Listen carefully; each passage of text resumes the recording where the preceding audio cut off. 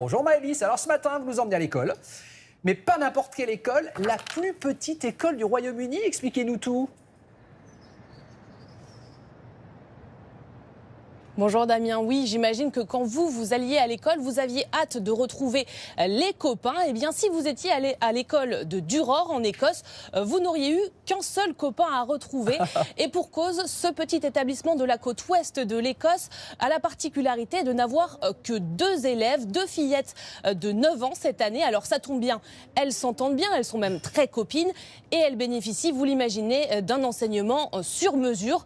L'école, elle, a plus d'1 siècle et elle n'a jamais eu aussi peu d'élèves. On vous emmène donc à la découverte de l'école la plus petite du Royaume-Uni ce matin avec Charline Madini. Les Écossais disent souvent que les meilleures choses sont les plus petites. Face aux montagnes majestueuses des Highlands, la petite école du village de Durham, 300 habitants, ne fait pas exception à la règle. Quand Molly et Shannon vont en classe... Voilà notre école.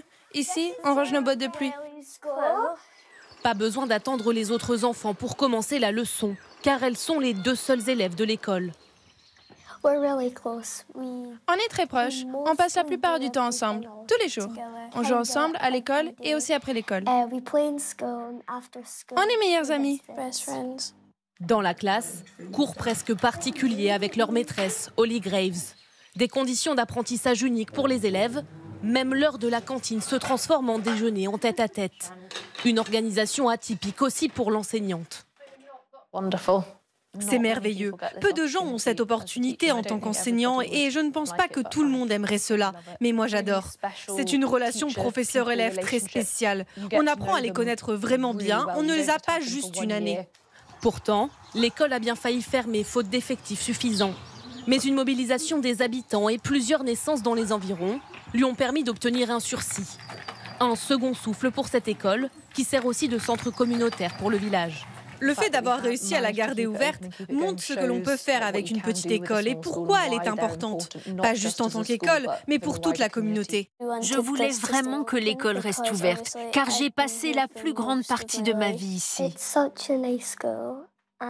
C'est une super école. Je voudrais qu'elle ne ferme jamais. Je pense que plus d'élèves devraient venir ici. Mais pas trop quand même, hein.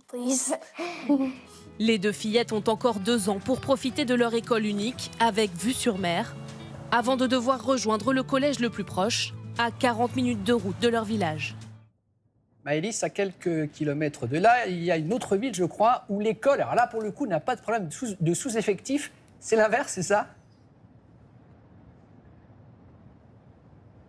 Oui, exactement. À Inverclyde, en Écosse, toujours, 10 paires de jumeaux ont fait leur entrée à l'école primaire cette année. Et si vous pensez que c'est beaucoup, eh bien, ce n'est même pas le record. En 2015, c'était 19 paires de jumeaux. C'est un peu une tradition inexpliquée là-bas. Le taux de naissance multiple est supérieur de 50% à la moyenne nationale écossaise. Depuis 2012, on a dénombré pas moins de 157 paires de jumeaux dans cette ville, qui a bien mérité son surnom de Twin Inverclyde, de l'anglais twin, qui veut dire jumeau. Merci beaucoup Maëlys pour ce reportage. C'est dingue. Mais vraiment, c'est... Il y a un microclimat des jumeaux là-bas. Il se passe toujours des trucs un peu particuliers. Il faut enquêter. Bah oui.